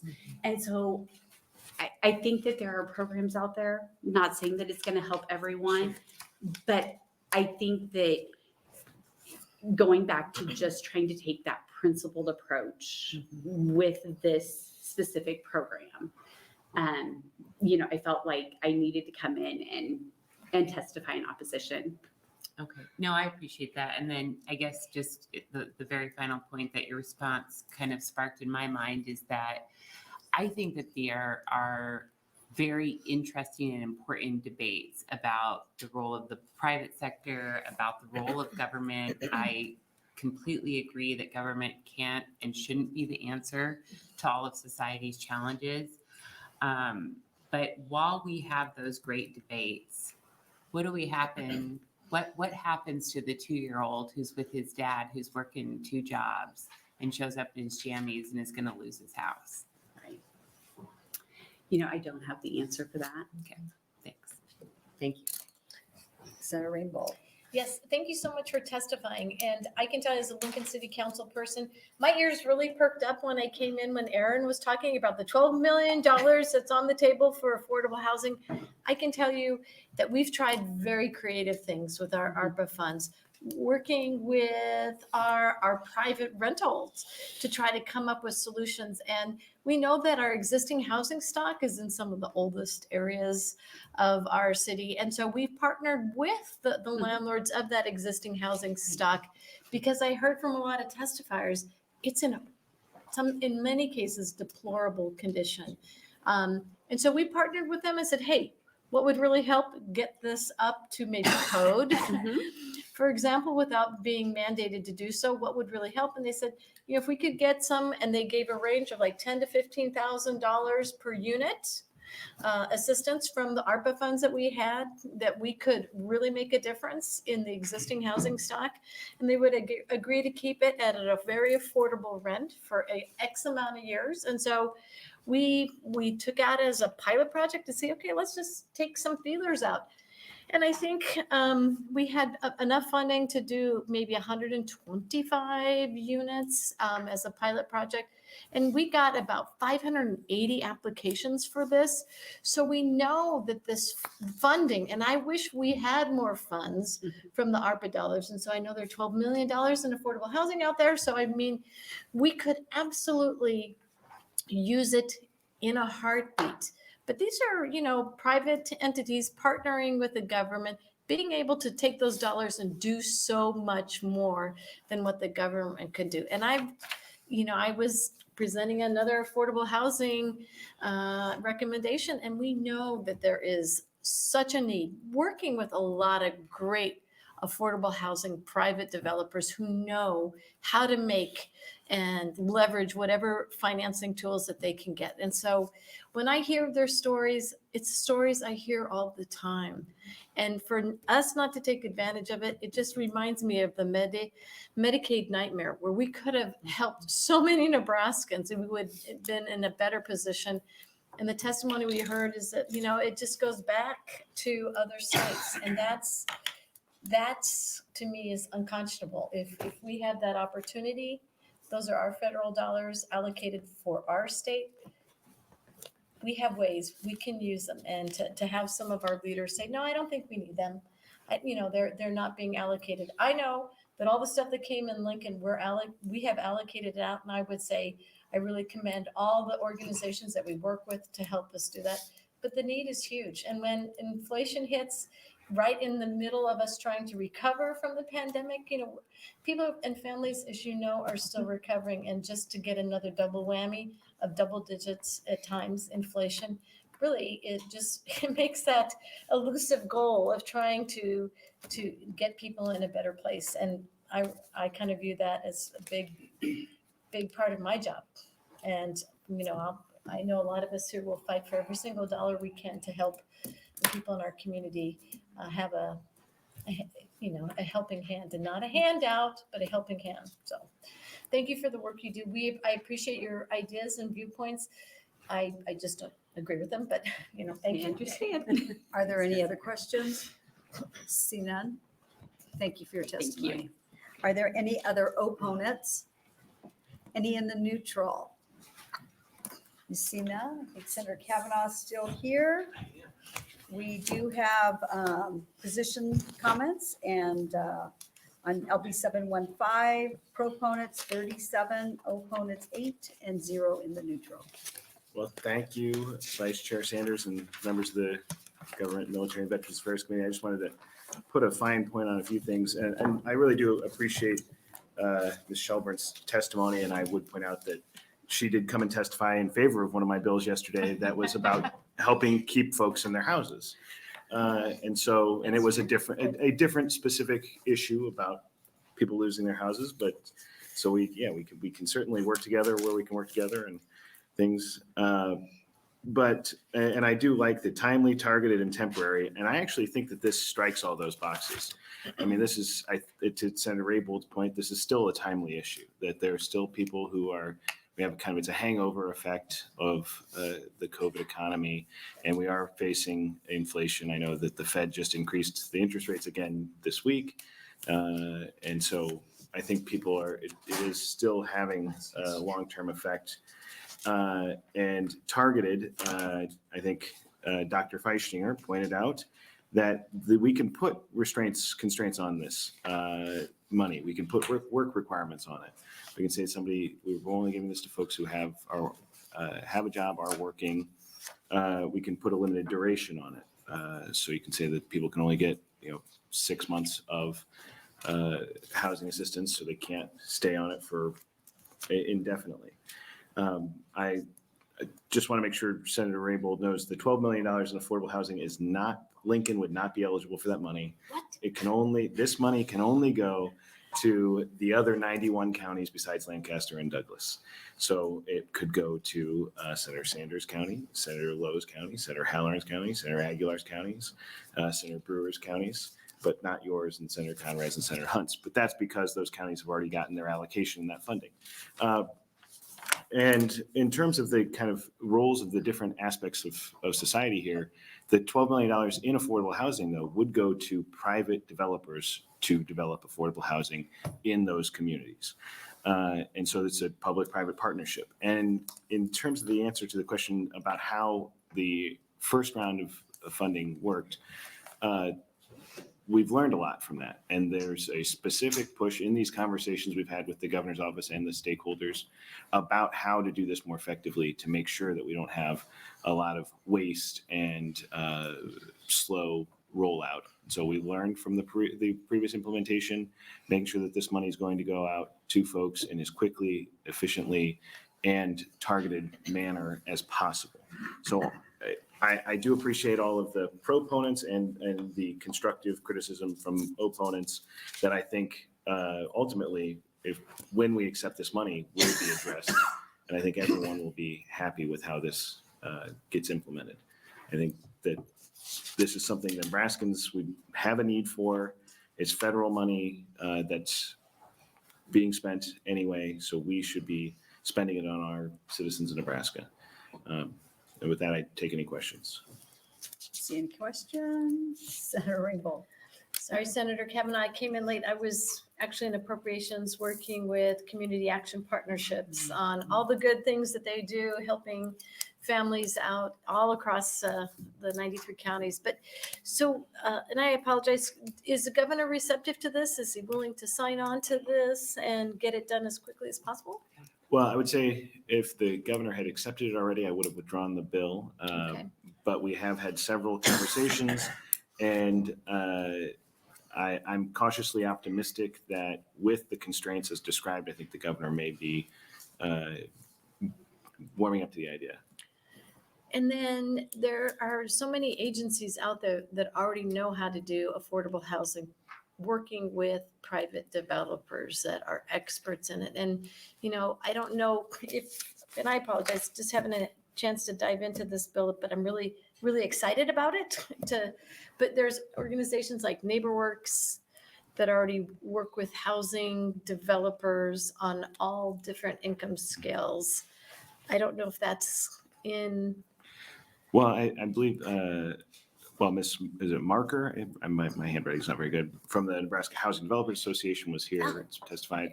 So I think that they are interested in participating. And yes, I think that in this particular instance, again, we've learned from the last round of this, and there's a lot of stakeholders at the table who are ready to implement this as quickly as possible and as directly as possible. And then last question, is there an emergency clause on this?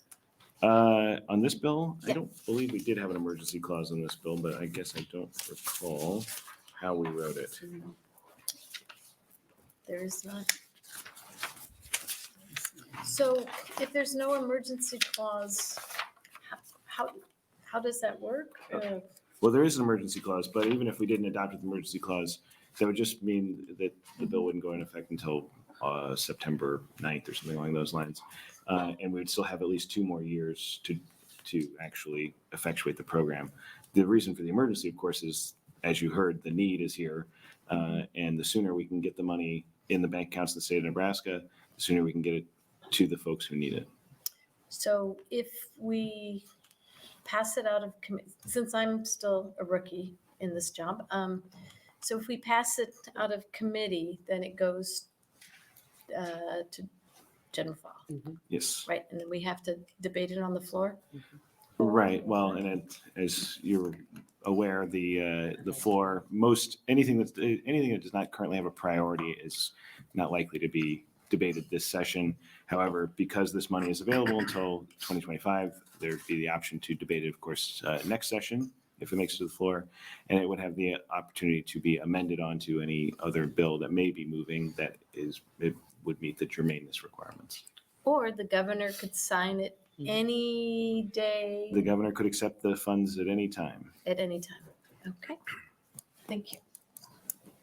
Any other questions, Senator Halloran? Thank you, Vice Chair. I'm going to try to pose a question at the end, but so many of us make statements and I'll try to put a question mark at the end. Okay. We have an interesting relationship as states with the federal government. There's a lot of competition for the low income earners dollars right now, and we're suffering from inflation, which by many definitions is simply a hidden tax on everything everybody buys. And so that hidden tax of inflation is eating away at their food budget and other household purchases they may make. That interesting relationship we have with the federal government, there's an old expression, I'm here from the government, I'm here to help you. And I will not list off a list of instances where the federal government, through some level of ineptitude with a very cumbersome bureaucracy, creates a problem. And then they come along and say, we've got a solution for you, here's the money. Now, you and I aren't going to solve that problem with inflation, but inflation has raised its ugly head recently and made competition for the housing dollar, in a household budget, more difficult for a lot of people. I don't know how we solve that. We can't solve that at state level. That's mostly federal policy that's created 6% inflation. And so long term, if you have any influence on the current administration, I would suggest that maybe we could, between the two of us, make our contacts and see what we can get done. But do you see anything in the future that's going to calm down or tap down the inflation competition for low income, all of our households? I would love to spend a lot of time having the answer to that conversation. But that seems like that's almost like a master's level economics question. We can talk off mic on that, that's fine. But in answer to the other question, I do not know that, to my knowledge, I don't have any influence over the current administration. I'm surprised. Thank you. Are there any other questions? See none. Thank you, Senator Thank you. Cavanaugh. Have a great afternoon. And this closes our hearing on LB 715, and we'll move on to LB 428. Senator Walz. Let's take action. I want to talk to Senator Howard about, I can just give him what he said. Welcome. Come leave. There's a few that there are a few remaining. Well, they're leaving too. Oh, there's one. There's one. And more importantly, we're here. That's right. That's an important thing. Welcome. Thank you. Good afternoon, Vice Chair Sanders and members of the Government, Military Affairs, Veteran Affairs Committee. My name is Lynn Walz, LYNNEWALZ, and I represent District 15, which is made up of Dodge County and Valley. Today, I'm introducing LB 428, which would require a state match to the federal Hazard Mitigation Program. I've spoken with General Bohawk, Assistant Director Portis, and PRO regarding this legislation. And through conversations, I've learned that NEMA and the governor's office are going to do what this bill outlines without legislation. So I would request that this bill be IPP'd as this is being taken care of without statute. Best bill of the year. It is. However, since I'm here, I at least want to let you know what this bill would have done, and it won't take me long. Yes. It is Friday. That being said, I would like to explain what this bill actually does. Right now, Nebraska receives grant dollars each year from FEMA from the Hazard Mitigation Grant Program. This bill is to help provide funding to state, local, tribal, and territorial governments so they can develop hazard mitigation plans and rebuild in a way that reduces or mitigates future disaster losses in their community. My understanding is that this program is granted to states after a presidentially declared disaster. This program is really meant to help fortify communities to help tamper down future disasters. For instance, I know there's mitigation work happening in Fremont after flooding, including upgrading our sewer system. Right now, the cost share is split 75% federal and 25% local. This bill would make the cost share 75% federal, 12.5% local, and 12.5% state. The intention really is to make this program more accessible to smaller communities that maybe don't have those dollars on hand to develop those plans and rebuild in order to reduce future disaster loss. Like I had mentioned, I spoke with NEMA and the governor's office, and that it is being handled through policy, not legislation. However, I prefer just going through this hearing to ensure that all of you know about this program. I respectfully ask the committee to IPP LB 428. With that, I would be happy to answer any questions. Senator Rainbow. I have a question. I heard that there is funds. It's IPP.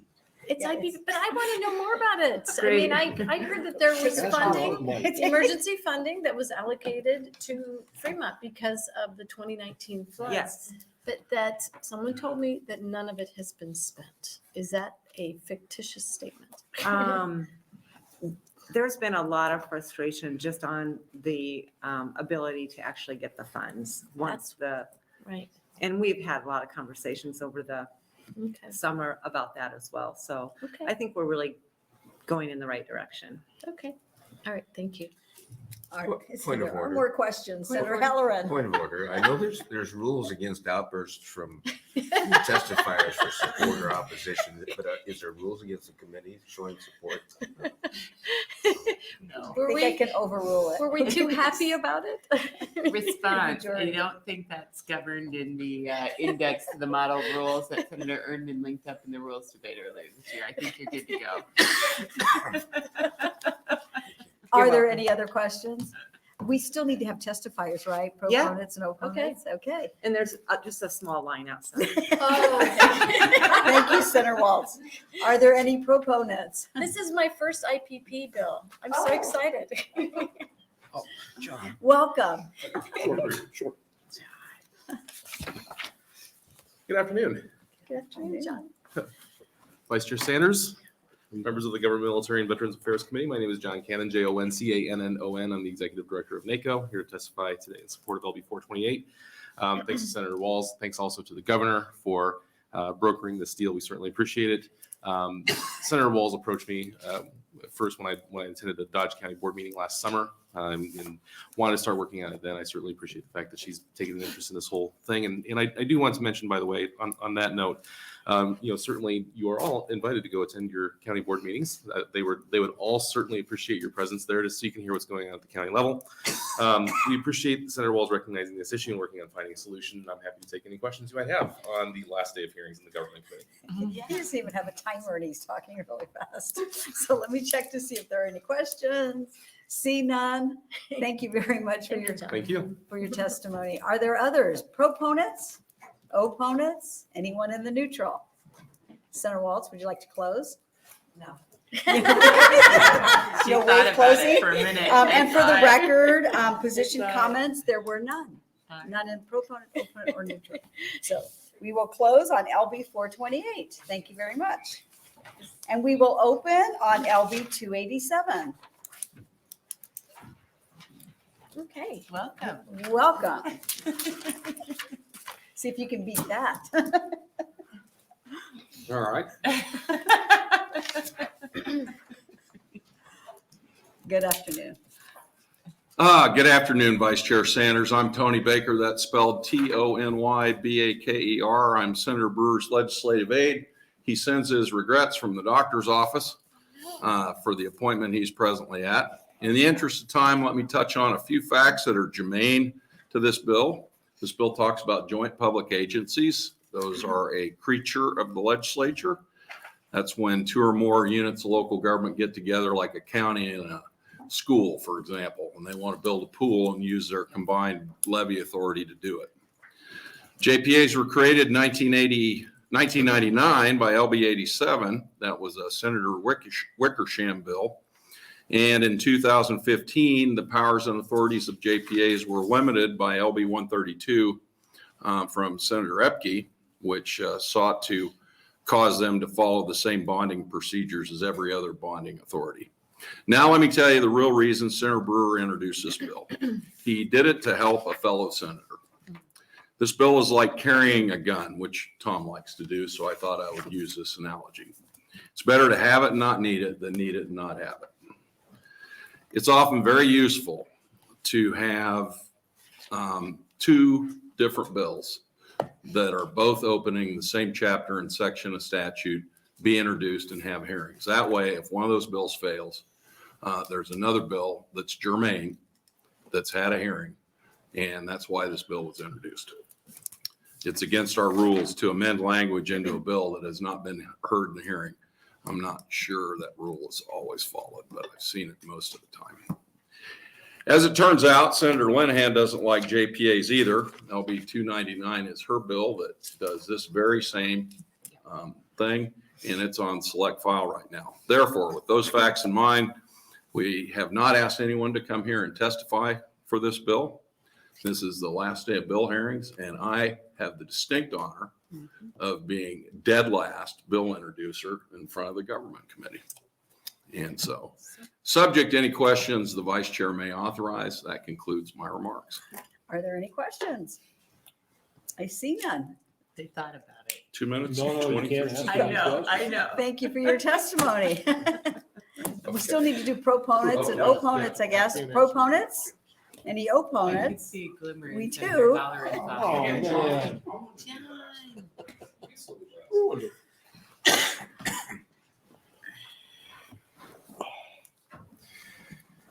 Good afternoon, Vice Chair Sanders, members of the Government, Military, and Veterans Affairs Committee. My name is John Cannon, Joncannon. I'm the Executive Director of the Nebraska Association of County Officials, also known as NACO, here to testify today in respectful opposition to LB 287.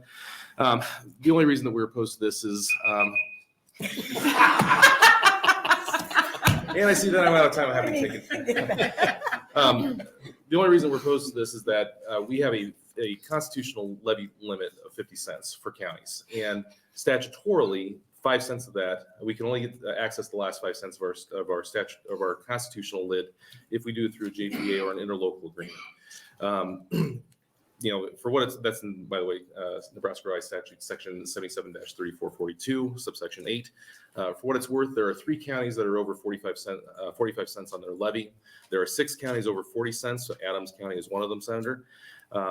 For that reason, if we were ever to do something with JPAs, we would want to make sure that by eliminating that or stripping that out, that we're able to restore the constitutional authority to go all the way up to 50 cents for counties. Certainly don't have a problem with the placeholder bill, and with that, I'm happy to take any questions you may have on this, the last day of hearings. Senator Rainbow. Thank you, John. I think of the city of Lincoln, we have a lot of JPAs, that's how we built our jail. That's how we built the Pinnacle Bank Arena. That's how we're redeveloping West Haymarket. And it seems like a pretty fundamental tool. We used a JPA with the city of Lincoln, police department, and public schools to do our SRO program for our officers in all the public schools. So you're trying, this bill would try to prohibit of creating any more, or am I misunderstanding it? I think you have it exactly correct, Senator. Okay, thank you. Yes, ma'am. Any other questions? See none. Thank you for your testimony, dead last. Thanks for very the much. year. This is the last bill I'm testifying on this year.